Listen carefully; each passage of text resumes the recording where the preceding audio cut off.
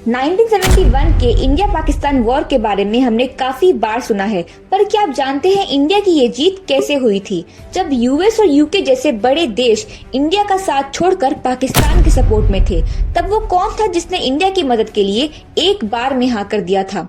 साथ ही 1971 वॉर का अंत कुछ इस तरह हुआ कि लगभग 93,000 पाकिस्तानी फोर्सेस ने इंडिया के आगे खुद को सरेंडर किया, जो कि अभी तक का सबसे लार्जेस्ट सरेंडर माना गया है वर्ल्ड वॉर 2 के बाद से।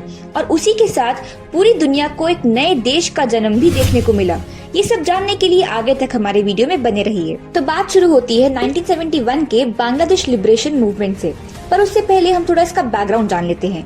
1947 में ब्रिटिश रूल से आजादी के बाद इंडिया को 2 हिस्सों में बांटा गया था, जिससे 2 नए देश बने, इंडिया और पाकिस्तान।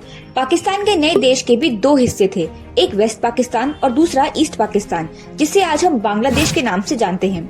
और इन दोनों हिस्सों के बीच थी इंडियन टेरिटरी, जो कि लगभग 1500 किलोमीटर के बीच का एरिया था। ईस्ट पाकिस्तान में रहने वाले लोग ज्यादातर बंगालीज थे, और वहीं वेस्ट पाकिस्तान के लोग पख्तून्स, सिंधीज, पंजाबी, मुहाजिर्स और बलोच कम्युनिटी के थे।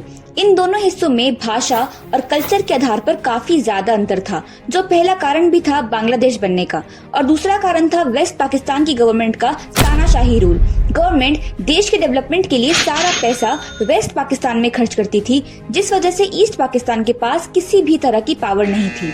साथ ही 1965 के इंडिया पाकिस्तान वॉर के बाद ईस्ट पाकिस्तान बहुत ही कमजोर देश के रूप में रह गया था। लोगों ने अपने राइट्स और उनके ऊपर किए जाने वाले अत्याचार को लेकर आवाज उठाया और कई प्रोटेस्ट किए, और इसी के साथ ईस्ट पाकिस्तान ने अपनी आजादी की मांग भी की और एक सेपरेट देश बनाने का प्रस्ताव रखा बांग्लादेश के नाम से।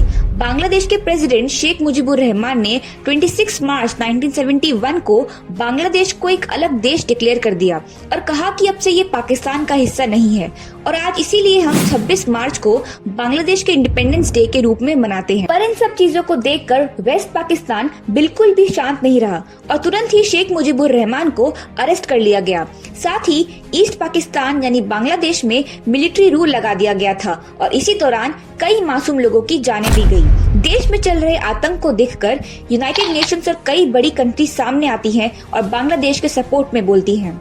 इसी बीच आती है इंडिया की बारी।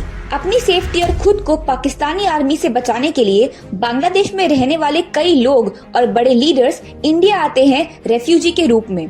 उस वक्त इन हालातों को देखते हुए Indian prime minister Indira Gandhi ये डिसीजन लेती हैं कि बांग्लादेश को पाकिस्तान से आजाद कराने में वो मदद करेंगी और उनका हक दिलाएंगी। और इस तरह शुरुआत होती है इंडिया पाकिस्तान वॉर 1971 की। शाम 3 दिसंबर को Pakistan operation Chengiz Khan launch करके इंडिया के एयरफील्ड्स पर अटैक कर देता है दोस्तों। और ये वही टाइम था जब यूएस और सोवियत यूनियन यानी रशिया के बीच कोल्ड वॉर का माहौल बना हुआ था और पूरा वर्ल्ड 2 हिस्सों में डिवाइडेड था।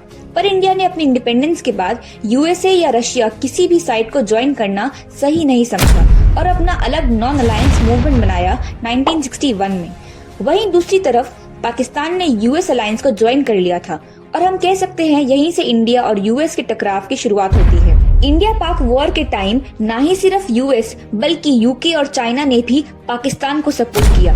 यूएस ने अपनी 10 naval ships 7th fleet bay of Bengal की तरफ भेजी। साथ ही यूके भी अपने HMS ईगल एयरक्राफ्ट को अरेबियन सी की तरफ भेज देता है। बंगाल की साइड यूएस, अरेबियन सी की तरफ यूके और इंडियन लैंड पर पाकिस्तानी फोर्सेस। इंडिया चारों तरफ से घिरा हुआ था और इन सबसे अकेले लड़ना इंडिया के लिए इम्पॉसिबल था, और तभी इंडिया रशिया से अपनी मदद के लिए रिक्वेस्ट करता है। और जैसा हमने अभी देखा कि रशिया और यूएस के बीच पहले से ही कोल्ड वॉर चल रहा था, तो इसीलिए भी रशिया यूएस और बाकी कंट्री के खिलाफ इंडिया की मदद के लिए हाँ कर देता है और तुरंत ही अपनी नेवी शिप्स और न्यूक्लियर सबमरीन्स भेजकर यूएस और यूके को घेर लेता है। रशियन एटॉमिक सबमरीन्स और डिस्ट्रॉयर्स को देख के यूएस उसी वक्त वहीं रुक जाता है और यूके भी अपनी शिप्स को डाइवर्ट कर लेता है और वॉर में पाकिस्तान पूरी तरह से अकेला रह जाता है।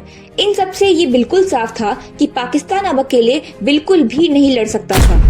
इस वजह से यूनाइटेड नेशंस में सीज फायर करने की मांग रखी गई, जो रशिया वीटो कर देता है, और ऐसे ही दिन बीतते गए और पाकिस्तानी फोर्सेस कमजोर पड़ती जाती है। 16 दिसंबर 1971 इंडियन आर्मी ढाका बांग्लादेश को चारों तरफ से सिक्योर कर लेती है और 93,000 से भी ज्यादा पाकिस्तानी सोल्जर्स इंडियन आर्मी के सामने खुद को सरेंडर करके अपनी हार स्वीकार लेते हैं और बांग्लादेश पूरी तरह से वेस्ट पाकिस्तान से आजाद हो जाता है। इंडिया पाकिस्तान वॉर में इंडिया की जीत होती है और इसका क्रेडिट काफी हद तक हम रशिया को दे सकते हैं, जिसकी वजह से हम यूएस और यूके फोर्सेस से लड़ पाए और अपनी जीत हासिल की।